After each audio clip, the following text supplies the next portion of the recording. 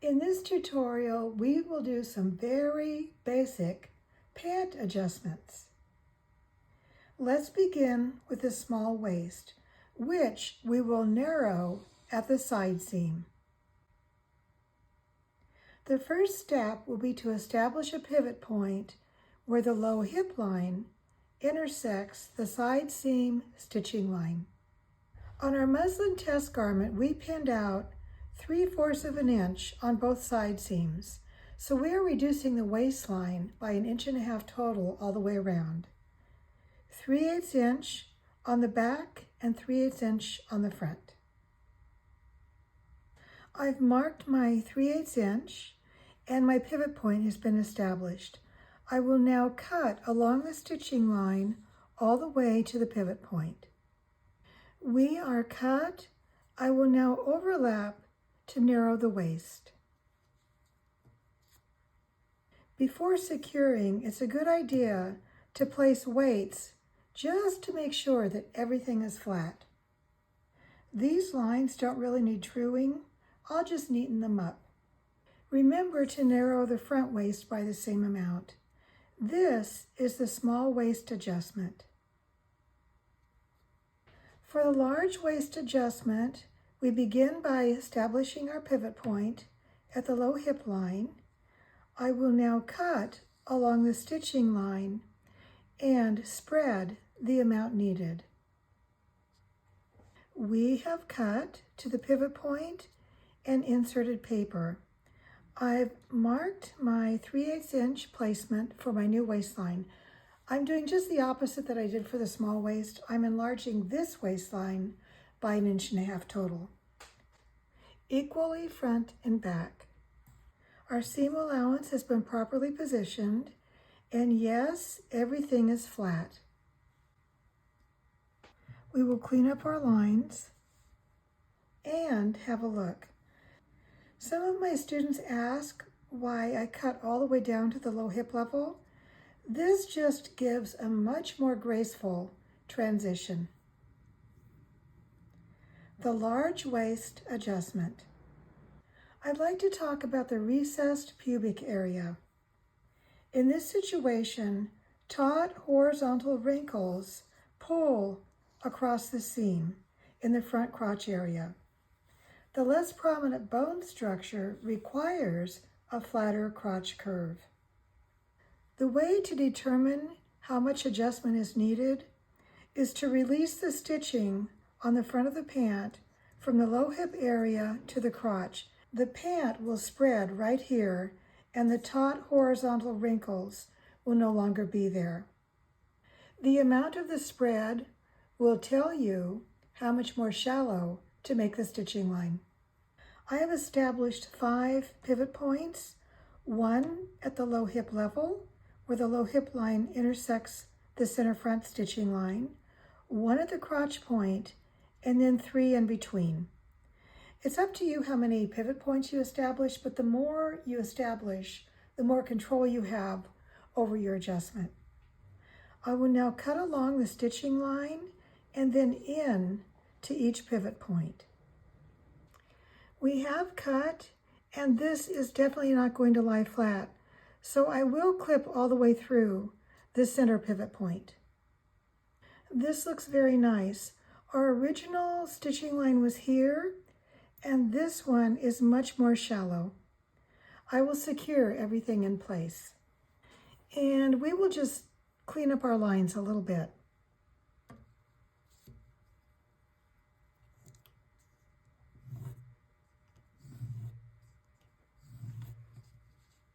This is the adjustment for a recessed pubic area. Now let's talk about the prominent pubic area. This happens when the pubic bone is more forward and lower than average. Wrinkles will follow the contour of the crotch curve, and often fabric is pulled into the crotch crevice. A deeper crotch curve is required, more of an L shape. This is one of those situations where you just need to experiment. So I will start by drawing a deeper crotch curve, then I would baste it and try the pants on. until I get the crotch curve that fits well and gives me the room I need. I'm going to pencil this in and have a look.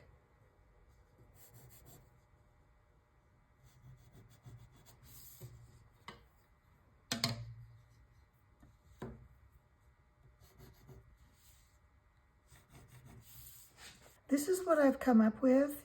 And again, this curve starts at the low hip line level and ends at the crotch point. I like that. I think this will work. So I'm going to go ahead and darken my line. This is more of an L shape. It's more carved out because there's body here that needs the room. Once you have arrived at the appropriate crotch curve, be sure to update your pattern as I have just done. This is the adjustment for the prominent pubic area.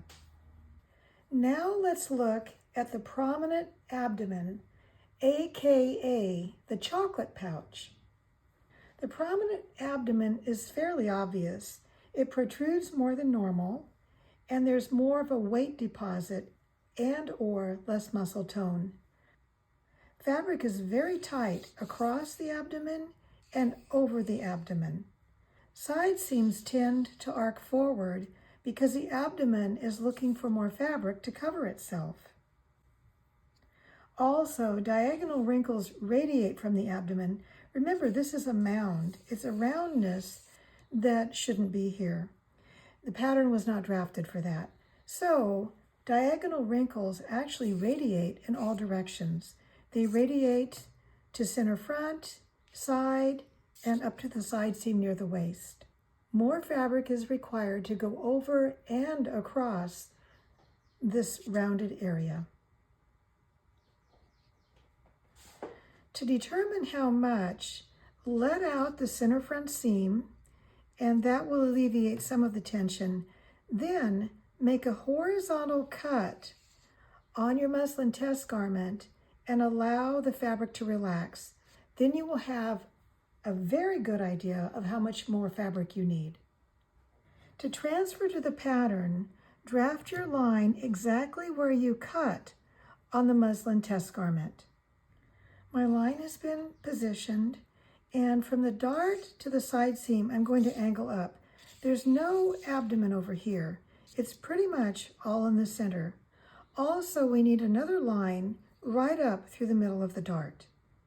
The center seam will be affected all the way down to the low hip area, just above the curve of the crotch. I'm going to establish a pivot point here and then a couple more. We might not need both of these, but I'd rather have them there and not need them than not have them there at all. As far as I'm concerned, you can't have too many pivot points. I'm now going to cut along the lines that I drafted up to this pivot point. We need to make one more cut here, but before I do that, I'm going to draw my parallel addition that we are adding to the length over the abdomen. For the rounded abdomen, you do need a parallel amount of fabric between the darts, but no extra fabric is needed here. Now I will go ahead and make this cut. Our side section is now just touching this line. We need one more cut along the stitching line to the low hip pivot point. We will now reposition this section along our guideline, and we will move it over the amount that we determined in the muslin test garment. We are almost there. We need to clip to these other two pivot points so that we can manipulate the seam allowance to lie smoothly. Here we are. We're getting everything positioned. The abdomen certainly doesn't extend down into the crotch curve, so we do want to rejoin our stitching line at the low hip level. I will secure everything in place. We need to clean up our center front line, and then we'll talk about the dart.